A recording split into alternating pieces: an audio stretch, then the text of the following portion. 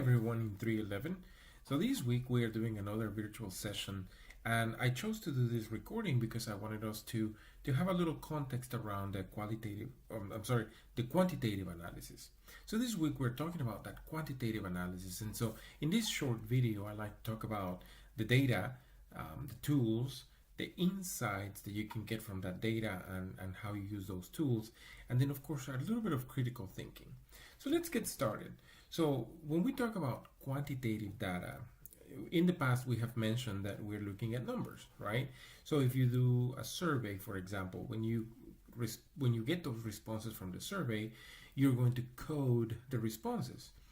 Traditionally, our anchor points on satisfaction or likelihood or those type of things is going to be, for example, if it's satisfaction, is going to be very dissatisfied, somewhat dissatisfied, neutral, somewhat satisfied to extremely satisfied. So that range of 5 measures or 5 anchors is going to be coded from 1 to 5. Or each one of those numbers or each one of those anchors is going to have a value. Then we take those values and we are going to need to analyze them, right?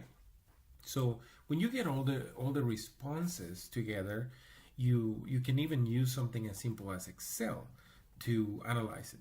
If you get into more definite analysis, you can use tools like SPSS from the IBM company or Minitab or other tools like that. That is, those tools are specifically to do data analysis. But Excel, our good friend Excel from Microsoft Office, is definitely going to do the trick for what we want. So in this part of the course is where I ask you, if you have run a survey, you're going to need to analyze the responses. So fast forwarding again, you get the responses, you code them, you dump them into Excel, and then at that point you want to decide what processes you want to use or what process in general you're going to use to analyze that data. So the tool, as I mentioned, is then going to be Excel in our particular instance.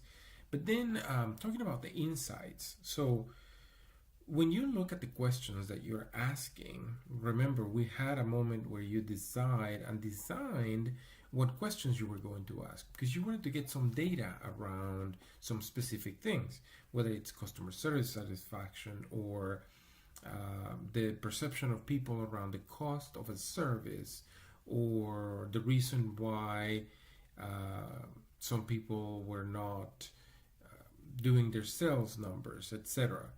So you have questions around that, and so you want to start asking yourselves, what are people saying around these things? So that's where a little bit of critical thinking comes in. So you want to have that critical thinking so you can get those insights. The insights come from things like looking at the central tendency measures. So we've talked about those too. So the average, what is the average data on? Let me give you a quick example. So if you were collecting, for example, tenure on the respondents. So if you are sending this survey to everybody that works in the company that you are helping do research on, then you're going to want to know how much tenure do they have. So this is the first thing. If you find the average of the tenure, then you can make some inferences, right? If the tenure, for example, the average of the tenure is very low, that will tell us that most of the employees haven't worked in that company or in that organization for a long time. So you can think, well, if they haven't worked here in a long time or for a long time, then that means they don't really have enough knowledge of the processes or the tools or the goals of the company. So that can lead to a conclusion of perhaps we need to create some awareness. So you see how one thing informs you to look into another. And of course, if you really make a complete needs analysis on that example, having a low average of tenure, for example, that makes you think maybe we need to create awareness. When you do the interviews, more of the qualitative analysis, you may find that even though people are new or newer to the role or to the organization, Maybe they know what the company is about, but maybe what they don't know is what tools to use. So now you have more specificity as to what is it that you need to solve for. But let's stick with the quantitative analysis for now. So that's the average. Another central tendency measure that is very helpful is the median and the mode. So those two will inform us of two things. The median, for example, is going to tell us what is the half point. Again, thinking about tenure. If we have 10 respondents and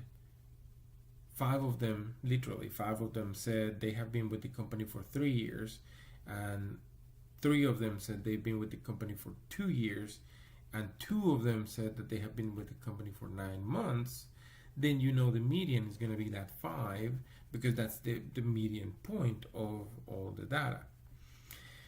That doesn't really tell you much other than you have a very stratified group of employees answering the questions.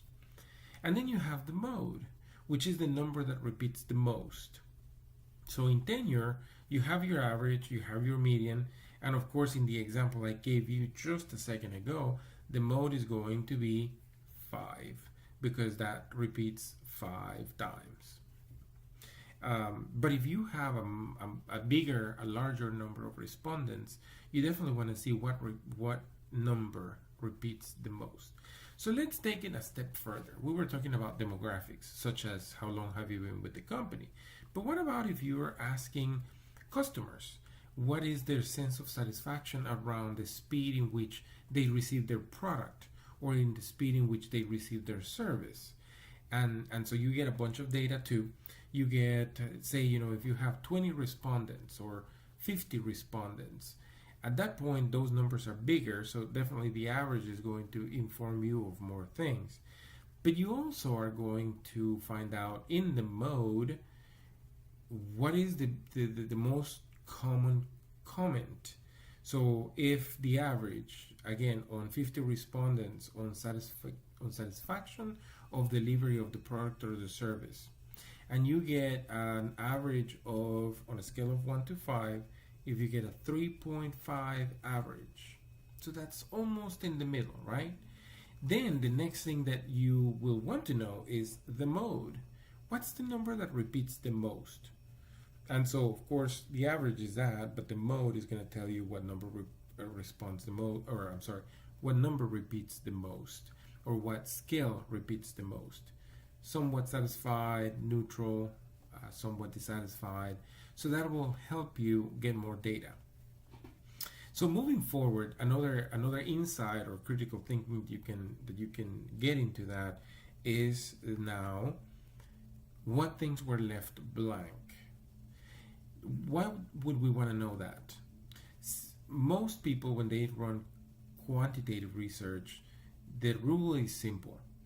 If a person failed to answer one of the 5 questions or one of the 10 questions, however many questions there are, they just automatically ditch the entire person's response. So if you had 20 respondents, now you're going to have 19 respondents because you chose to toss away one full respondent because that person failed to answer one of the questions. And so if you're running more statistical deep analysis like standard deviations or correlations or multiple variances, etc., then that's the rule. Generally, you want to get rid of those pieces of data because they're incomplete. But then the further question, another insight there is, what happened? Did people just forget to answer that question, or did people choose not to answer that question? And guess how we can figure that out? You guessed it. If we do interviews in the qualitative analysis, we can figure out what happened. So this is kind of informing to us the results of the quantitative data, is informing to us what else we probably need to ask for the qualitative part of the analysis. And we may not want to ask all 20 people. We may want to ask the 5 people that we're going to interview, the 3 leaders in the group, etc. So those are insights that I'm talking about. And the last example on insights is also what is the trend. So if you intentionally put the questions in a progressive order in relation to a process or in relation to a system, so you started with step number one and you have a question for that, and you have a question for step two, and you have a question for step three, etc. You can figure out a trend on those two. So if you analyze each one of the responses grouped to all continuing on the idea that we had 20 respondents, all 20 respondents, what was the answer around question one? You can just analyze that one and you can plot it, and then you can look at all 20 responses for question two and plot that too.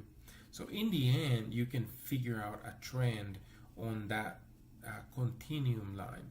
That is only if the questions that you ask are progressive in nature, as it relates to a process or as it relates to a continuum. If the questions don't have absolutely any order, then trends are not necessarily going to help in this case. But that's what I'm talking about, that critical thinking ability. So you have to know what data you're going to be asking from the design perspective of the survey, and then you're going to have to decide how you want to look at that data, what insights you want to draw from it. So once again, those insights can be like your averages. What is it that people responded to the most? What was that people gravitated most about? If you ask for ideas, same thing. So I have put on the side for this week 2 videos that I'd like you to watch on manipulation of data in central tendency measures and otherwise using Excel. So take a look at those, and then if you already have some data, you can probably start working with it. When we come back together, we'll have the ability to talk a little bit more about it. And if you have any questions about analyzing quantitative data, we can definitely solve those answers. Until next time, everyone.